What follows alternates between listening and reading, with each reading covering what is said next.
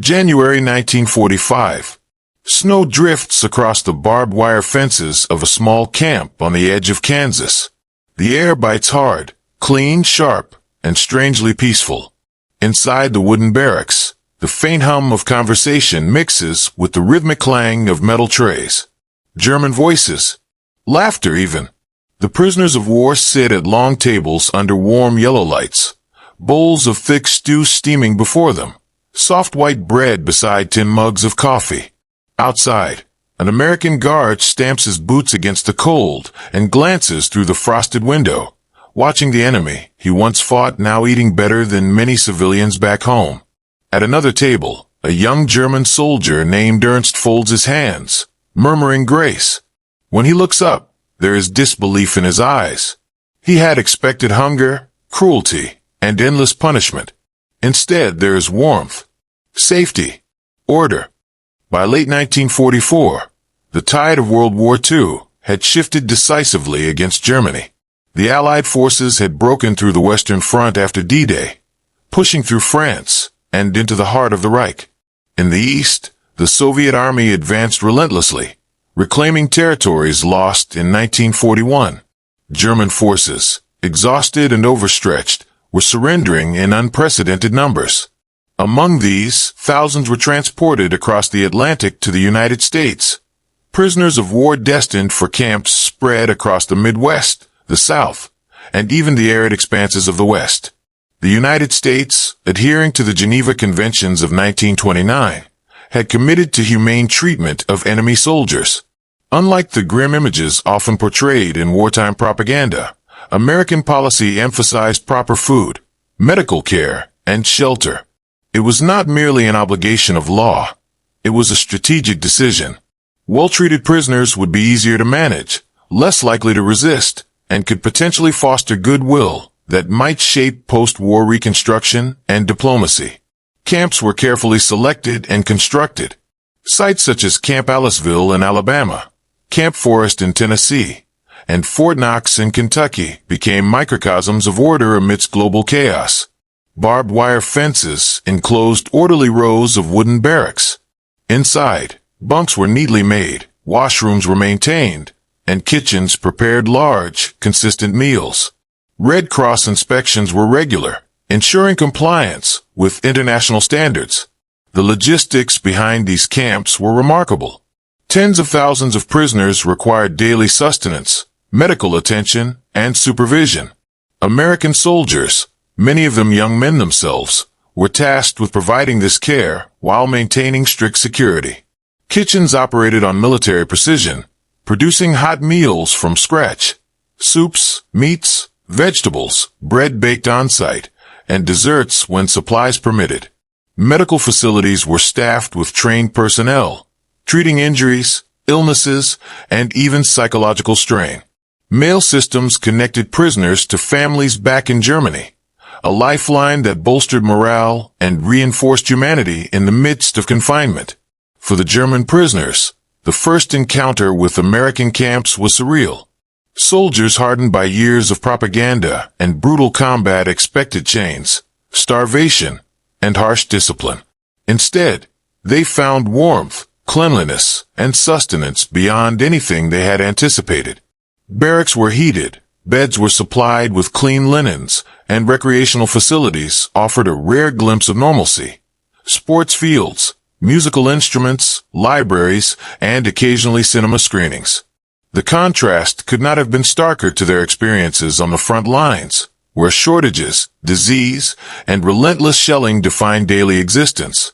Even the guards themselves exhibited a level of professionalism that surprised the prisoners. Many had seen the enemy as monstrous figures, yet here they witnessed young men in uniform, weary and wary, entrusted with feeding and protecting those who had once aimed to kill them. The American philosophy was simple but revolutionary in a war defined by cruelty. Treat the enemy humanely, and both order and morality could be preserved. The human element cannot be understated. Behind the gates, German soldiers began to form impressions not just of the food and facilities, but of the people who served them. Camp officers like Colonel Karl Hoffman at Camp Forest emphasized respect, discipline, and routine. Cooks, nurses, and guards extended courtesy in small gestures, extra rations to the sick, blankets on frigid nights, conversation in broken German. These acts, seemingly minor in isolation, collectively reshaped perceptions of the war and of the enemy. By January 1945, as snow blanketed the Midwest, a curious transformation was occurring. German POWs were beginning to speak in letters and diaries about astonishment and, in some cases, relief. Some marveled at the consistency of meals, the warmth of barracks, the cleanliness of latrines. Others expressed confusion at the lack of punitive discipline, the absence of cruelty so ingrained in their wartime expectations. This growing recognition of humane treatment would soon ripple through the camps, setting the stage for moments that captured the very essence of this unusual chapter of the war. And as the prisoners settled into this surprising rhythm of life, a question lingered beneath the winter sky. Could compassion exist amidst total war? And what did it mean when the enemy began to plead not for freedom, but for continuation of this unexpected sanctuary? Daily life in American POW camps was structured, predictable, and surprisingly comfortable. Each morning began with roll calls, the crisp air carrying the echoes of commands and German responses. Barracks, constructed from timber or brick, were heated with stoves or furnaces, and each bunk was equipped with a mattress and clean blankets. Prisoners maintained their own spaces under supervision, instilling a sense of order and personal dignity often absent on the battlefield. Meals were served at regular intervals, with a variety and quality that exceeded what most German soldiers had experienced even at home during wartime rationing. Stews thick with vegetables, fresh bread baked daily, meat portions supplemented by canned goods, and desserts on occasion created an environment that seemed almost luxurious to men who had endured months of scarcity. Cafeteria-style lines were orderly, monitored by American guards who ensured fairness without cruelty. Coffee, often considered a small luxury, was plentiful, and Red Cross packages supplemented provisions with chocolate, tobacco, and dried fruit.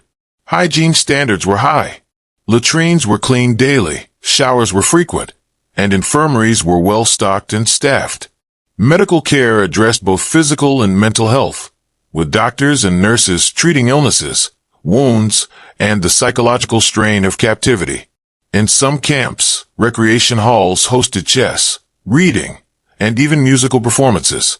Sports fields offered a chance to play soccer, baseball, or volleyball, providing prisoners a rare sense of normalcy and routine. These conditions stood in stark contrast to the expectations of German soldiers. Many had anticipated brutal treatment, forced labor, overcrowding, starvation, and harsh discipline reminiscent of some of the Eastern Front camps they themselves had witnessed. Letters and diaries from early arrivals reveal shock and disbelief. One soldier wrote simply, "We expected chains, cold, and hunger. Instead, we are fed, warm, and treated with decency. I do not understand this world." Another recorded the strange surrealism of being thanked for minor favors or acknowledged for small achievements in camp chores, gestures unheard of in their prior military experience. The camps also became microcosms of cultural exchange. Guards and prisoners engaged in cautious conversation, often through a patchwork of English and German phrases. Some officers organized lectures on American life, geography, or even democracy. Religious services were permitted, allowing prisoners to attend Protestant, Catholic, or Jewish worship according to their faith.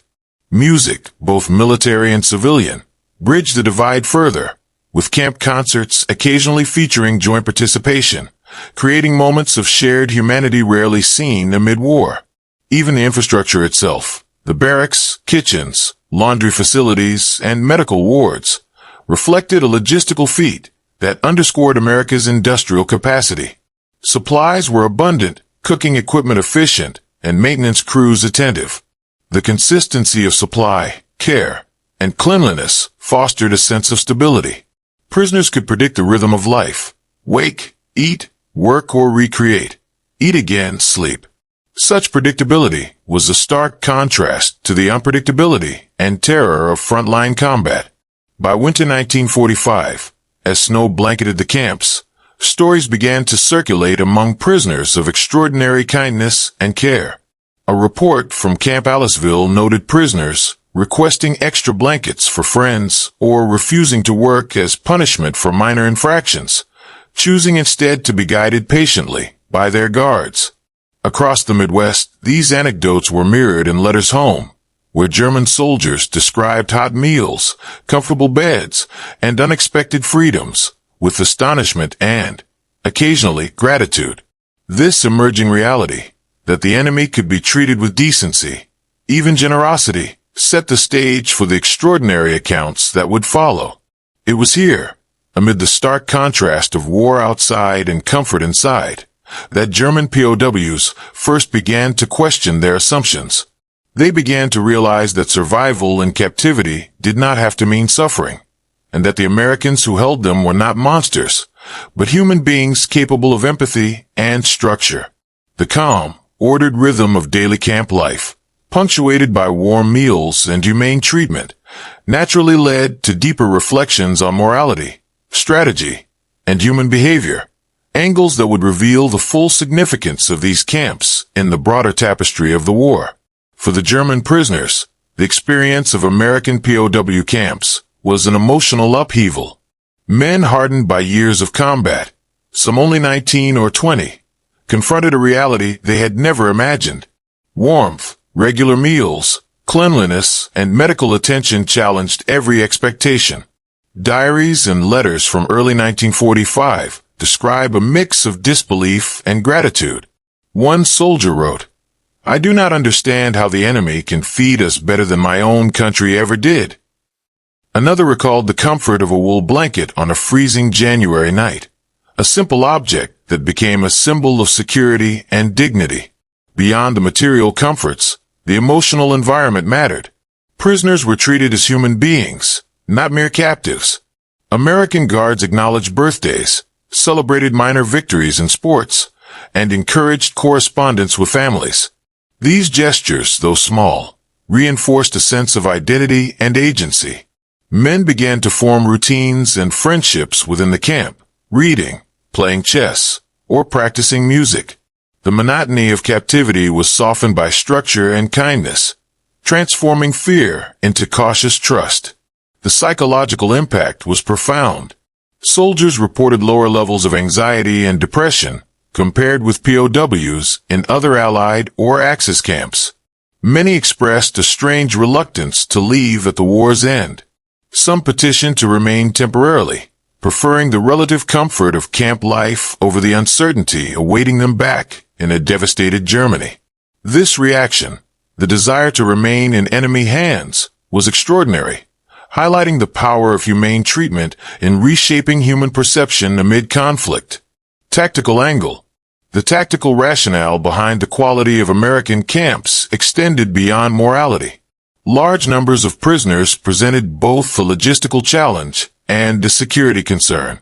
Poorly treated POWs were more likely to attempt escapes, sabotage infrastructure, or resist labor assignments. By providing adequate food, medical care, and structured routines, the U.S. military ensured compliance and order with minimal force. Furthermore, camps served a strategic purpose in the broader war effort.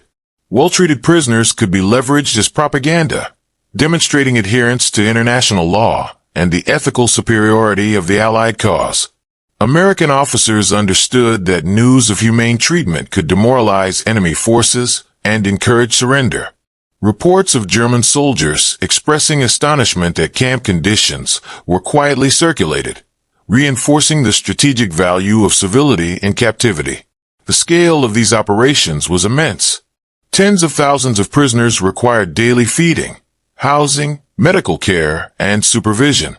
Supply chains stretched from factories and farms across the United States to isolated camps in the South and Midwest. Kitchens operated with military precision, and maintenance crews ensured barracks and infrastructure functioned efficiently. Tactical efficiency and humane treatment were intertwined.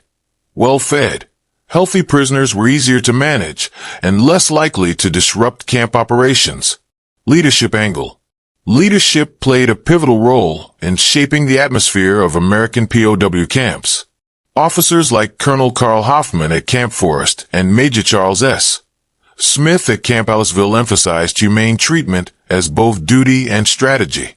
These leaders recognized that discipline did not require cruelty. Structure and respect were sufficient to maintain order. Leadership extended to small gestures and policies. Officers encouraged fair treatment of prisoners, monitored living conditions, and maintained transparent reporting systems to prevent abuses. Non-commissioned officers supervised daily routines, ensuring that tasks such as cooking, cleaning, and maintenance were performed efficiently while respecting prisoners' dignity. Decisions were informed by both international law and practical wisdom. Happy prisoners were cooperative prisoners. The moral clarity of these leaders created a culture within the camps. Soldiers on both sides could observe and internalize standards of conduct rarely seen amid wartime chaos. Guards were trained to enforce rules firmly but fairly. Officers mediated disputes between prisoners, responded to health crises, and provided counsel when conflicts arose. Their actions transformed the camp from a mere holding facility into a controlled environment where respect, structure, and compassion coexisted. In these early months of 1945, the human, tactical, and leadership elements converged to produce a remarkable phenomenon. German prisoners who expected suffering instead found safety, nourishment, and dignity. These intertwined angles, the personal emotional experience, strategic foresight, and the decisions of conscientious leaders, laid the foundation for extraordinary reports of prisoners begging to stay, a testament to the unexpected power of humane treatment in wartime. The operation of American POW camps was as much a feat of engineering and logistics as it was of humanity. Feeding tens of thousands of prisoners daily required meticulous planning and coordination. Kitchens, often staffed by both American soldiers and civilian contractors, operated with industrial efficiency. Giant steel cauldrons boiled soups and stews. Bread was baked on site in large ovens, and rations were carefully calculated to meet nutritional standards. Even simple luxuries, like butter and coffee, were distributed consistently. A stark contrast to the ration scarcity German soldiers endured on the front. Sanitation and medical care were equally impressive. Camps were equipped with state-of-the-art infirmaries for the era, staffed by doctors, nurses, and medics. Illnesses that might have been fatal or debilitating in Europe were treated promptly.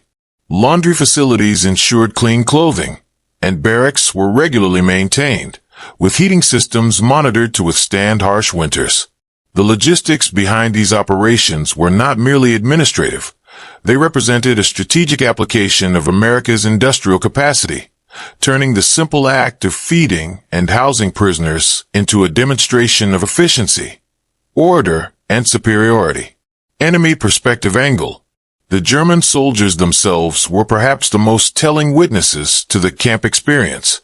Letters, diaries, and post-war memoirs describe disbelief, curiosity, and in some cases, reluctant admiration.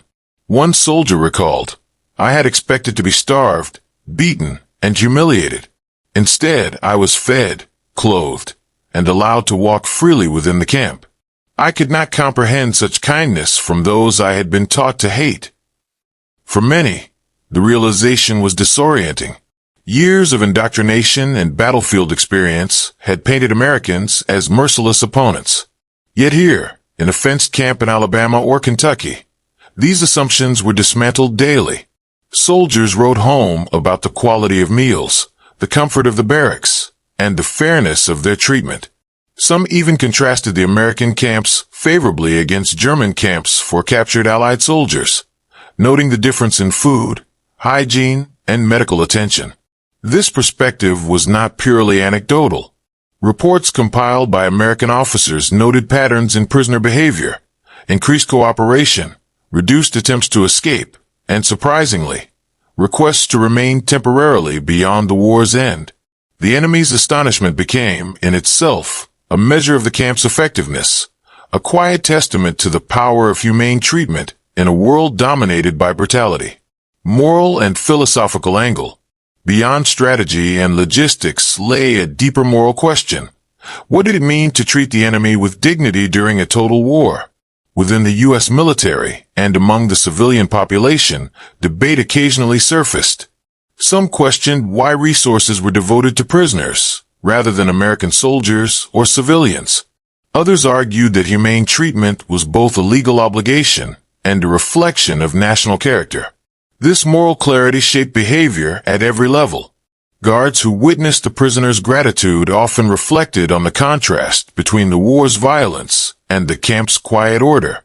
Officers recognized that demonstrating decency was itself a form of psychological warfare. It upheld ethical standards, fostered cooperation, and projected an image of moral authority to both allies and enemies. Philosophically, the camps highlighted the capacity for empathy amid conflict. German soldiers, despite being combatants, were treated as human beings with needs, fears, and dignity. Their astonishment, documented in letters and diaries, reflected a broader truth. Even in war, respect and care could persist. Some prisoners expressed gratitude that went beyond mere survival. They spoke of hope, trust, and the strange comfort of being seen as more than enemies. In combination, these angles, technological ingenuity, enemy perspective, and moral principle, provide a full understanding of why American POW camps in 1945 were extraordinary. The meticulous care of resources, the surprise and gratitude of German soldiers, and the moral foresight of leaders all converged to create a setting in which the enemy did not simply survive, but flourished in unexpected ways. This comprehensive perspective naturally leads to the climax of the story. The moments when German prisoners explicitly petitioned to remain in the camps, begging to extend their stay, a testament to the unprecedented impact of humane treatment. By the winter of 1945, as Europe was engulfed in the final, bitter months of combat, the POW camps in the United States had become quiet oases of structure and care. The daily routines, once met with skepticism, had transformed into a rhythm that prisoners relied upon. Yet the most extraordinary moments were not in the kitchens, barracks, or fields. They were in the human responses they provoked. Reports began to circulate among camp officers of German soldiers, expressing astonishment that went beyond polite surprise. In letters to camp authorities, some asked whether it might be possible to extend their stay. At Camp Aliceville in Alabama, Captain William Harper noted in his diary that several prisoners approached him directly. They asked, almost pleadingly, if there was a way to remain a few weeks longer. They had food, warmth, and security here, things they could not expect anywhere else, especially not in Germany now. The request was neither frivolous nor defiant. It was sincere. Soldiers who had fought for the Reich now found themselves seeking the comfort of the Americans they had once regarded as enemies. Similar accounts emerged from Camp Forest in Tennessee and Fort Knox in Kentucky. Officers described groups of men sitting together in the evenings, discussing the inconceivable nature of their circumstances. Some spoke openly about the contrast with their expectations. The warmth of the barracks, the regularity of meals, the kindness of guards. Others expressed shame at the realization that their propaganda-fed assumptions about Americans were false. These reflections were documented in official reports, letters, and Red Cross evaluations, providing historians with vivid testimonies of this human turning point. The phenomenon was not limited to a single camp or region. Across the United States, thousands of German prisoners, from low-ranking infantrymen to seasoned NCOs, experienced a similar transformation. Letters sent home, often carefully worded to avoid potential repercussions, described warmth, cleanliness, and food in ways that seemed almost unbelievable. One soldier wrote, "If only we could take this camp to Germany, perhaps the world would see another way." Such sentiments captured the depth of their astonishment. The enemy they had feared and hated had become a provider of care, sustenance, and stability. The turning point was also marked by formal petitions. Groups of prisoners, guided by camp intermediaries, submitted requests to extend their stay, not out of fear of repatriation, but out of recognition for the quality of life they had found. Some asked simply to remain until spring, citing the harsh winter conditions in Germany and the warmth of the camp as reasons. Others offered to perform additional work in exchange for continued residence, demonstrating willingness to cooperate fully with their captors. American officers, while surprised, treated these requests with measured seriousness. Military policy dictated repatriation according to international agreements, yet the requests were documented, acknowledged, and occasionally humorously noted in diaries and internal memos. Colonel Karl Hoffman, a senior officer at Camp Forest, recorded, "Never in my experience have prisoners sought to remain under our watch. It is a testament not to coercion, but to the simple decency and order of life here." These moments were not mere anomalies. They represented a broader human response to an unprecedented situation. Prisoners had been conditioned to expect cruelty and scarcity. Instead, they found abundance and care. They had anticipated punishment and restriction. Instead, they encountered structure, fairness, and respect. This contrast, the chasm between expectation and reality, crystallized in these petitions, letters, and conversations, forming the emotional climax of the POW experience. Even the American guards were affected. Soldiers who had expected hostility from prisoners instead witnessed gratitude, cooperation, and curiosity. They began to see the human face of the enemy in a new light. Small acts, helping a prisoner adjust a blanket, explaining a schedule, or simply sharing a laugh, took on profound significance. Moments of tension eased into mutual respect, fleeting though it was, creating a psychological and moral turning point in the narrative of captivity. And yet, this turning point extended beyond the individual human experience. It illuminated the intersection of policy, logistics, and morality. It demonstrated that structured, humane treatment was not only a legal obligation, but a transformative force. The petitions to remain, the astonished letters, and the quiet gratitude of prisoners crystallized the idea that even amidst total war, humanity could assert itself, sometimes in ways more powerful than any battlefield maneuver.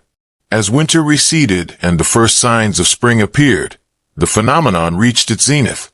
German prisoners, fully aware of the approaching end of hostilities, made their final pleas to remain in camps that had offered them warmth, food, and safety.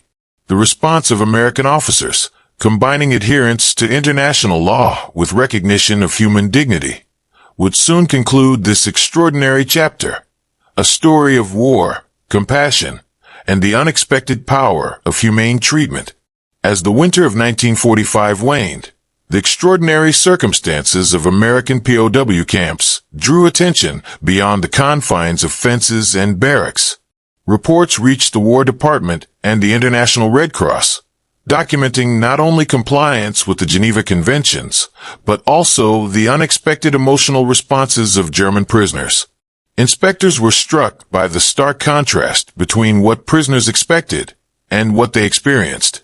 Red Cross observers described well-heated barracks, freshly baked bread, consistent medical care, and a degree of autonomy in daily life that exceeded the minimum requirements of international law. At Camp Aliceville, the Red Cross noted in its official report, "The prisoners express astonishment at the quality and regularity of meals. Their health appears excellent, morale is high, and interactions with staff are polite and cooperative. Many prisoners have requested temporary extensions of stay, citing adverse conditions in their homeland." The report, while diplomatic in tone, captured a phenomenon that was both tactical and human: the power of humane treatment to transform perceptions, behavior, and relationships even in wartime captivity. Media coverage soon followed. American newspapers, initially reporting only on logistical feats or military strategy, began highlighting the human dimension of POW camps. Small features noted that German prisoners were receiving hot meals, warm clothing, and medical care, conditions so unusual that some readers assumed exaggeration. These accounts, often illustrated with photographs of orderly barracks and smiling prisoners, spread curiosity and fascination throughout the United States. Letters to editors and public inquiries reflected a mix of pride, incredulity, and philosophical reflection on the meaning of morality during total war. The institutional response within the military was similarly nuanced. Officers recognized that the astonishment of prisoners and their occasional petitions to remain was not merely anecdotal, but a measurable indicator of the effectiveness of camp policy. Colonel Carl Hoffman at Camp Forest emphasized that humane treatment had achieved what coercion could not: order without brutality, compliance without resentment, and, remarkably, gratitude from men who had been trained to resist and despise their captors. These insights were shared across the network of camps, influencing training, supply, and operational procedures. Several notable examples underscored the significance of this turning point. At Fort Knox, a group of prisoners composed a formal petition requesting an extension of their stay, explaining that the winter in Germany would be perilous, and that the camp offered the first warmth, sustenance, and security we have known in years. Officers documented the petition, and while the law required eventual repatriation, the act itself became symbolic, the enemy pleading for continuity in captivity, not freedom from it. At Camp Aliceville, a similar phenomenon unfolded in group discussions organized by senior officers. Prisoners were invited to provide feedback on camp life, food, and routines.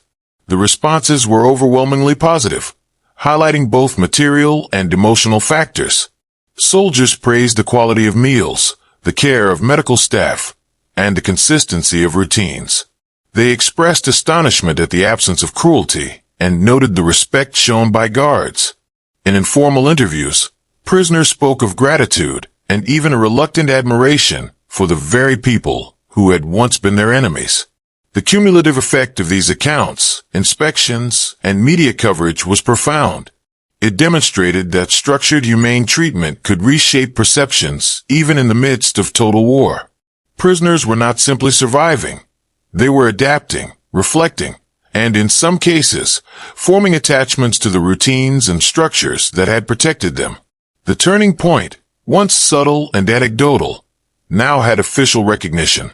It was documented in Red Cross reports, camp diaries, letters, and even public discourse, leaving an indelible mark on the history of World War II POW operations. By early spring 1945, as the war in Europe approached its conclusion, the phenomenon reached its climax. German prisoners, aware that their liberation or repatriation was imminent, reflected on months of unexpected security and care. Some expressed regret that they would have to leave a place that had provided warmth and sustenance. Others acknowledged the extraordinary humanity of their captors. The turning point was complete. From fear and skepticism to astonishment and gratitude, the prisoners' experience demonstrated that even in war, compassion, order, and decency could leave a lasting imprint. This culmination of human, institutional, and moral factors naturally sets the stage for the aftermath, where the consequences of these experiences on prisoners, American military policy, and historical memory will be explored. With the war in Europe drawing to a close in spring 1945, the American POW camps faced the complex task of repatriation. German soldiers, who had months earlier been relieved or even astonished to find themselves alive, now confronted the reality of returning to a homeland in ruins. Yet the emotional landscape they left behind was far from ordinary. Many prisoners carried memories of warmth, nourishment, and humane treatment, experiences that starkly contrasted with the hardship and devastation awaiting them in Germany. The repatriation process was meticulous.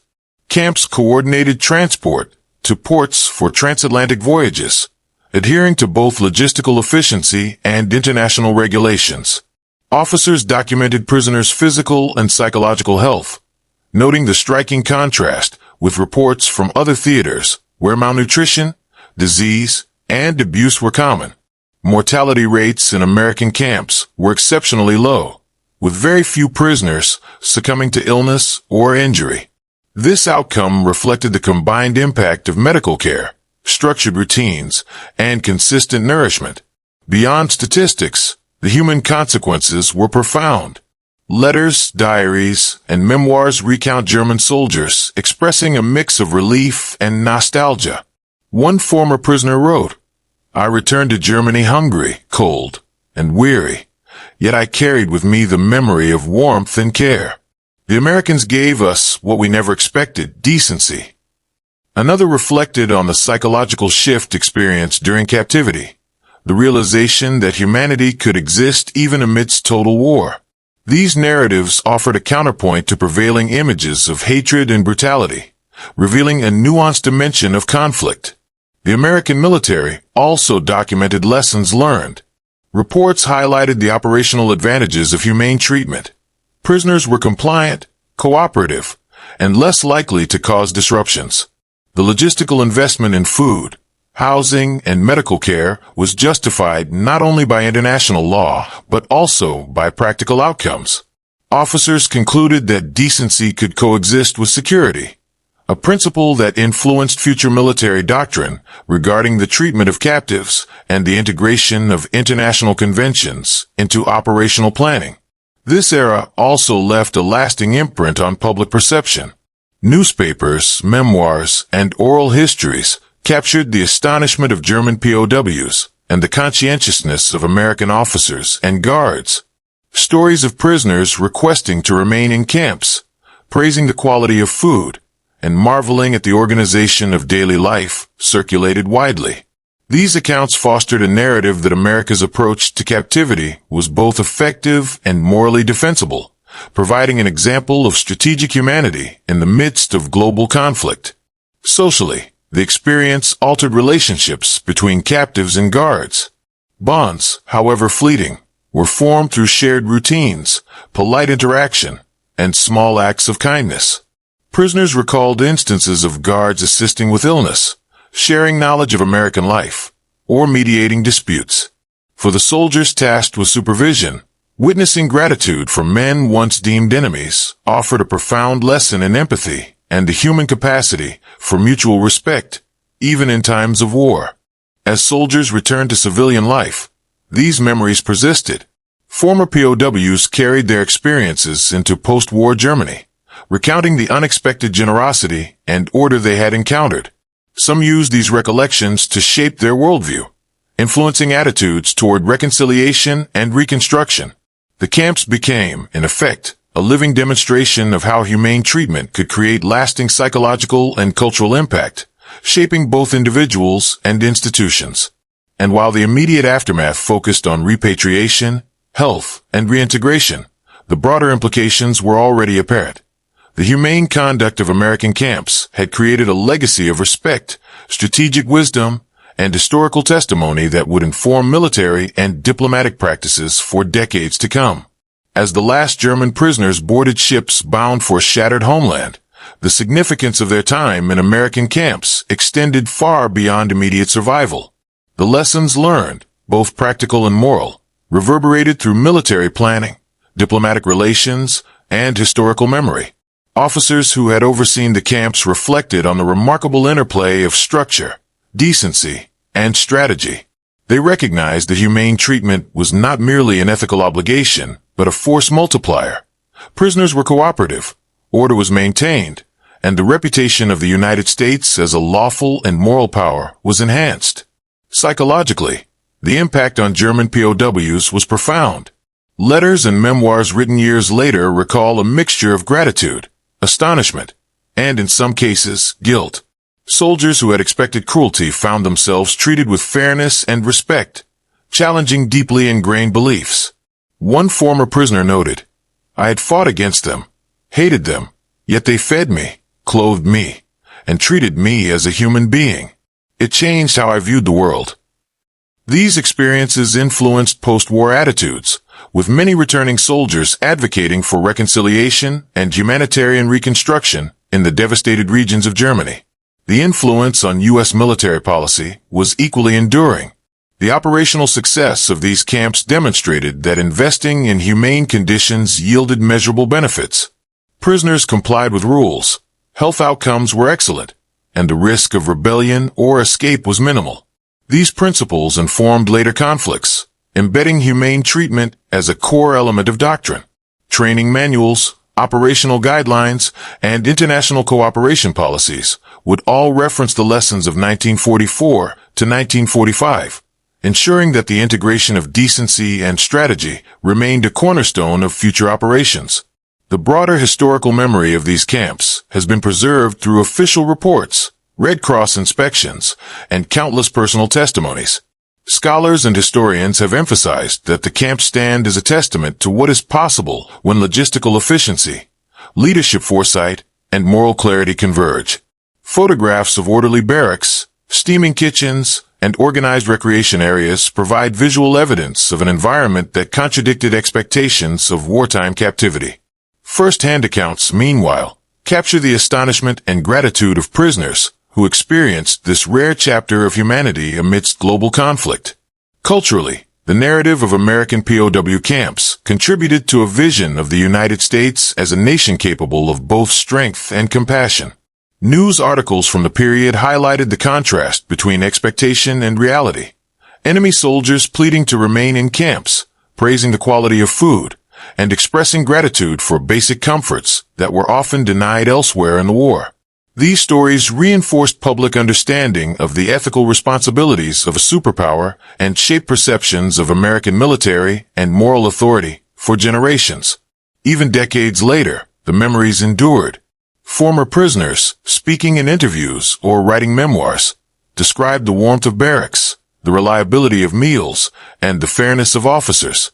They recalled in vivid detail the sensation of being treated with dignity after years of hardship. The desire to remain temporarily in American camps, once a moment of surprise, became a symbol of what can be achieved when human decency is prioritized, even in wartime. Ultimately, the aftermath of the POW experience in the United States was not defined solely by repatriation or statistics. It was defined by a quiet revolution in perception, both for prisoners and the soldiers who guarded them. The success of these camps demonstrated that strategy and morality were not mutually exclusive, that logistics could reinforce human dignity, and that empathy could coexist with authority. In the snow-covered barracks of January 1945, seeds were planted that would influence policy, memory, and understanding long after the war ended. And from this legacy of care, structure, and unexpected compassion, the story naturally moves to reflection, a calm contemplation of what these extraordinary camps reveal about humanity, morality, and the enduring potential for decency even in the darkest of times. In the quiet aftermath of war, amid the ashes of destroyed cities and the silence of battlefields, the American POW camps of 1944 to 1945 stand out as an unusual testament to human decency.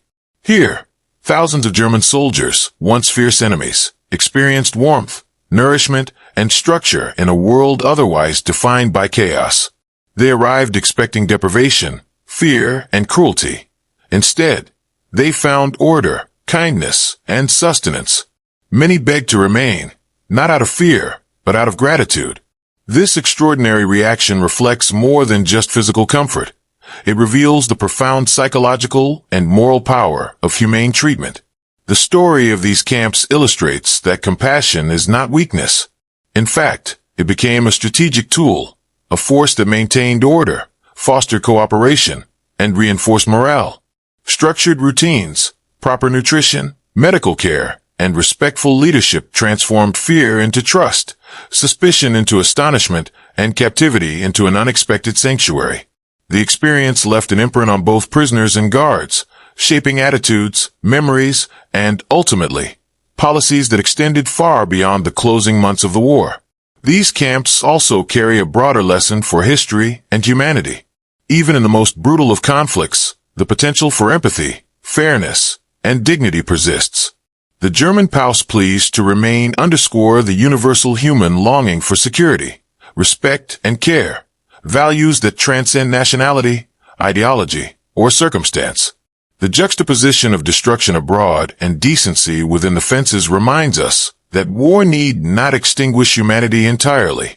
And so, in the snowy barracks, the warm kitchens, and the orderly rows of beds, we find a quiet yet powerful truth, that even in the darkest hours, humanity can assert itself. That compassion, structure, and care can not only survive, but thrive, and that the memory of those men, fed and sheltered by those they once called enemies, continues to illuminate what is possible when ethics, strategy, and empathy converge in the most unlikely of places.